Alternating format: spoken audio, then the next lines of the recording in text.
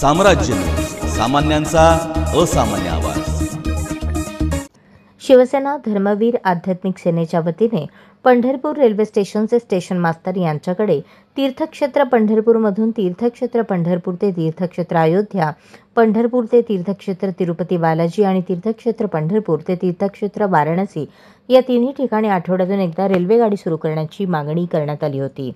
यावेळी श्री बाबा हरिविठाचे महंत विठ्ठलगिरी महाराज, चौरंगीनाथ मठाचे विश्वस्त श्री योगी रविनाथ महाराज, शिवसेना धर्मवीर आध्यात्मिक सेना शहर प्रमुख श्रीनिवास उपळकर, समाजसेवक गणेश भिंगारे, नागेश लिगाडे, माऊली कोळी, विशाल डोंगरे आदी उपस्थित होते। तीर्थक्षेत्र पंढरपूर ते अयोध्या, तिरुपती बालाजी आणि वाराणसी रेल्वेगाडी सुरू करावी अशी मागणी बऱ्याच वर्षांपासून भाविक भक्त व वारकरी करत होते। याची दखल घेत पंढरपूर शिवसेना धर्मवीर आध्यात्मिक सेनेच्या वतीने मागणी करण्यात आली।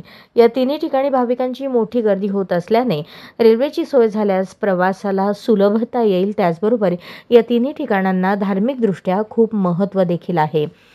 तसेच ही 4 तीर्थक्षेत्रे जोडली गेली तर रेल्वेमुळे या भागामध्ये आर्थिक विकासही होईल। पंढरपूर हे भारताची दक्षिण काशी तसेच महाराष्ट्र आणि वारकरी संप्रदायाचे आराध्य दैवत विठ्ठल रुक्मिणी मंदिर येथे आहे। अयोध्या हे प्रभू रामचंद्रांचे जन्मस्थान, वाराणसी शिवशक्तीचे स्थान असून 12 ज्योतिर्लिंगांपैकी एक काशी विश्वेश्वर हे ज्योतिर्लिंग आहे। तिरुपती बालाजी हे विष्णूचे मंदिर।